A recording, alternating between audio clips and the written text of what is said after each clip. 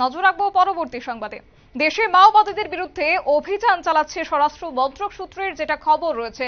তবে ইতিমধ্যে আরো এক আপডেট যে ছত্তিশগড়ের দান্তেওয়াড়ায় পুলিশের সঙ্গে মাওবাদীদের তীব্র সংঘর্ষ, আর এই সংঘর্ষের জেরেই প্রায় প্রাণ হারিয়েছেন 7 জন মাওবাদী, এমনটাই খবর পাওয়া যাচ্ছে। তবে বিস্তারিত কি রয়েছে জানবো, আমাদের সাথে রয়েছে এক্সিকিউটিভ এডিটর নীল বণিক।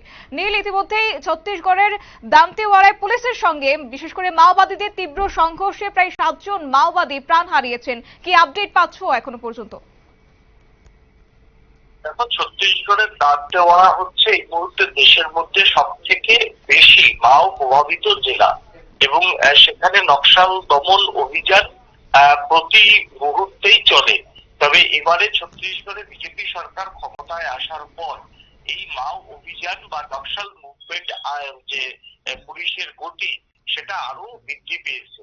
বিগত 4 মাস ধরে প্রত্যেক দিনই প্রায় মাওবাদীদের বিরুদ্ধে কিন্তু অভিযান হচ্ছে, কখনো 10 জন, কখনো 5 জন, কখনো 4 জন। প্রত্যেক দিনই এই মধ্যপ্রদেশের একদম শেষ লক্ষ্য থেকে একেবারে ছত্তিশগড়ের পাহাড় জঙ্গল সেই জায়গাতে পুলিশের সঙ্গে তোমার হচ্ছে মাওবাদীদের সংঘর্ষ হচ্ছে এবং প্রায় এই মুহূর্তে লাস্ট 4-5 মাসে প্রায় 50 জনের উপর কিন্তু মাওবাদীরা কিন্তু প্রাণ হারিয়েছেন।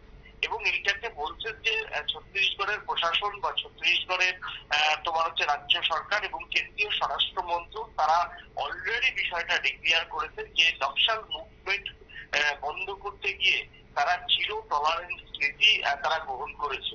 অর্থাৎ হচ্ছে কোন রকম আত্মসমর্পণের সুযোগ সেইভাবে কিন্তু মাওবাদীদের দেওয়া হচ্ছে না। যে কোনো জঙ্গলে মাওবাদীরা লুকিয়ে রয়েছে এমন খবর মিলতেই তড়িঘড়ি সেখানে কেন্দ্রীয় বাহিনী অর্থাৎ সিআরপিএফ এর যে কোবরা বাহিনী এবং সেখানকার রাজ্য পুলিশের যে যৌথ দল সেই যৌথ দল অভিযানে নামছে। সেই অভিযানে নামার পরই কিন্তু প্রথমে হয়তো ঘিরে ধরছে, ঘিরে ধরে তারপরেই আত্মসমর্পণ করার কথা বলছে।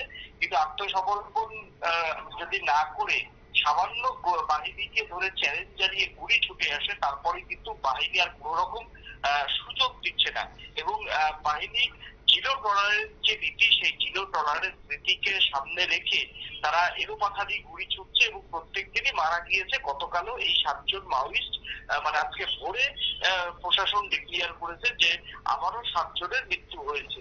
এখন দেখার যে জিরো টলারেন্স নীতি যে নিয়েছে বিজেপি সরকার, মধ্যপ্রদেশে বিজেপি সরকার, ছত্তিশগড়েও বিজেপি সরকার, কেন্দ্রেও বিজেপি সরকার গঠন হতে চলেছে।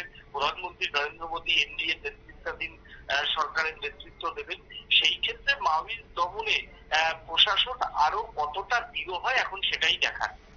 একদমই নীল, ধন্যবাদ তোমাকে।